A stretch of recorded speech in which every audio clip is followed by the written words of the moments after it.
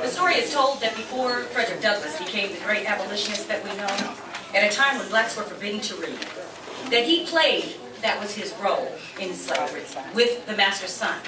And because he was forbidden to read, he played a game. I bet you can't spell this. And he would tell the young man over and over, I bet you can't spell it, until he could commit it to memory. And at risk of his own death, go home and write it down. I don't know whether the blacks on this panel have a certain kind of amnesia that Stokely Carmichael talked about. Come on. But what he advised me from 1964 was that I have to be patient even with the Uncle Toms. So I'm here to call you to your sense of responsibility as African Americans, because when the Federal Department of Corrections uses third-grade reading scores to predict prison beds, and half of our village is missing in institutions, prisons, Minnesota, I consider you ultimately directly responsible. So either do your job or risk being moved off this place where you can make these kinds of decisions, because we are no longer willing to wait, and the village is calling you.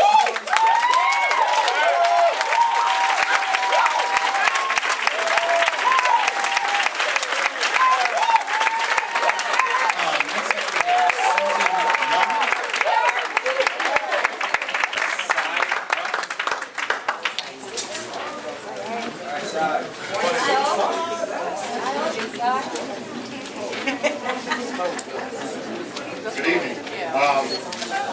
Many of you guys know me from the Camel J Morning Show. What many of you may not know about me is that my mother, my aunts, my uncles, my cousins, my siblings, all graduates of North High School. You're taking more than a school away from this community. You're slowly taking a community away from the city. We're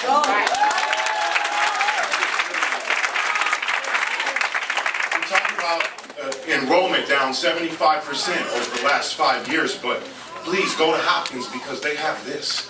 And please go to Minnetonka because they have this. And please go to Burnsville because they have this. And Northside, where's all your kids? We don't have enough kids to keep your schools open. I guess my question is, how long has the plan been in the making? I am here as Saeed Ali Huff, not as Big Si from KMOJ Radio. I am here as a member of this community, saying that with Patrick Henry High School at capacity and 4, 6, and 8 children in homes in North Minneapolis right now, in 4, 6, or 8 years, where are those children supposed to go to school? Find me a high school that's not at capacity. Patrick Henry, I've been told, is full. We have more kids in our community than we've ever had. And we're taking schools away rather than building them. The schools that are there, we want to lease out and put a different one there. What's wrong with the one that we have there? Well, the way I have that answer. Here's what's wrong is that instead of spending money on transportation and splitting costs with schools outside of our community, how about paying for some damn teachers?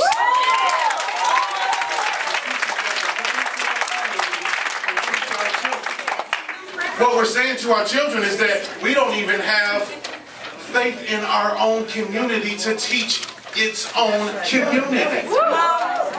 We don't have faith in our parents. We don't have faith in our peers. We don't have faith in our neighbors.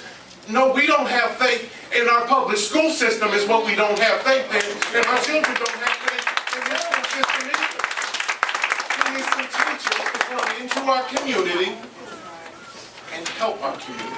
The first thing you probably ask when you go purchase a home is, tell me about your schools. When you go into North Minneapolis and you see so many signs for sale, what are you going to tell those consumers about our schools? Oh wait, we don't have it.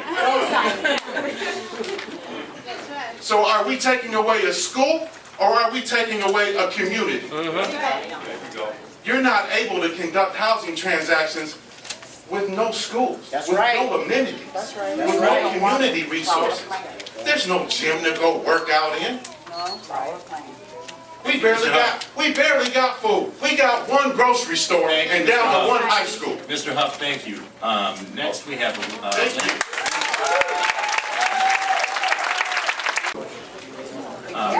It sounds like I have a couple more minutes.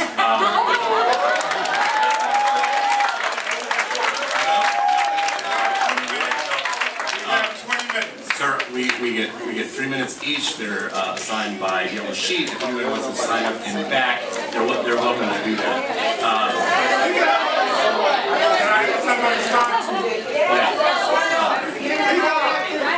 So, I do want to say there's a person in queue behind you, actually, who would like to speak. And two, we will, just to be very clear, we will have another additional period to speak on the topic that those folks I believe are here to speak on. It will be right after we discuss the recommendations, just so you know. But if anybody wants to speak now, please see Mr. Lowenson in the back. You get a yellow sheet. Mr. Lowenson will bring me the yellow sheet. We are going to maintain order, and we're going to be pretty happy to have your participation in that particular piece of the meeting. Yeah, if you are not interested in speaking during this period, if you are interested in speaking specific to the topics that will be on the agenda tonight, you can fill out a blue card, and that will be for after we speak on the topic. So. And if you have a blue card that you want to switch for a yellow card, if you're like we're playing bingo card, you can do that. So we have one person in queue behind you. I'll ask the citizen to come forward, and then Mr. Lowenson, if you have any more yellow sheets, please let us know. Greetings to you, school board members, and to all the other attendees here in the audience. My name is Joaddie Munson Hunter. I live at 1110 Irving Avenue North, Minneapolis, essentially the house that I grew up in. I'm a 1960 graduate from North High School. I'm a 1964 graduate of St. Mary's School of Nursing, first black graduate there.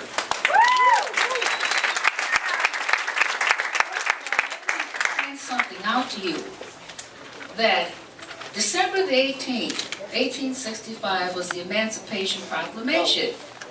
The document that had made me a slave now said, slaves, you're now free. Go, get out, do something, make it on your own.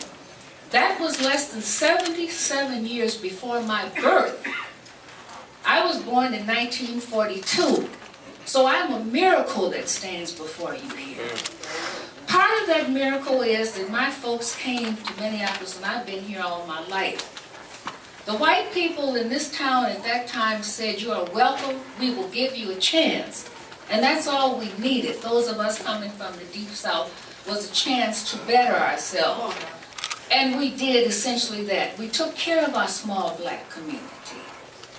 We had the network set up. We had a true village over there, and it was very workable. Now, I am a miracle. 100, less than, we've been out of slavery much less than we were in slavery. Do you understand that?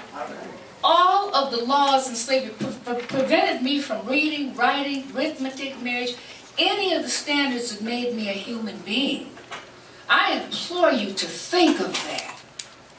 That my grandmother and great-grandmother, do you understand this, were chattel slaves and they picked cotton. And I'm not ashamed of it, I'm proud of it.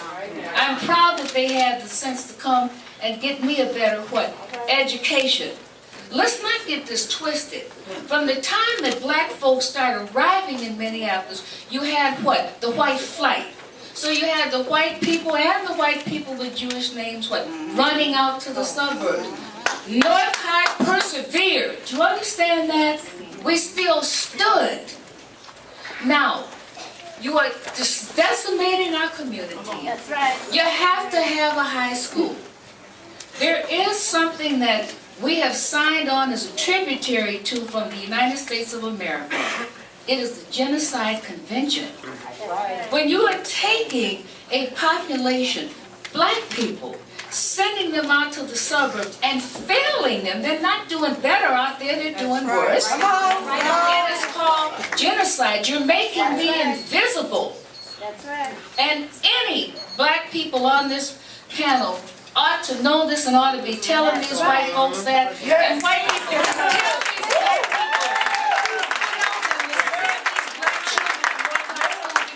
tell them they'll go. And I guarantee you, I'll tell them and make sure that they get there. Thank you, Bill.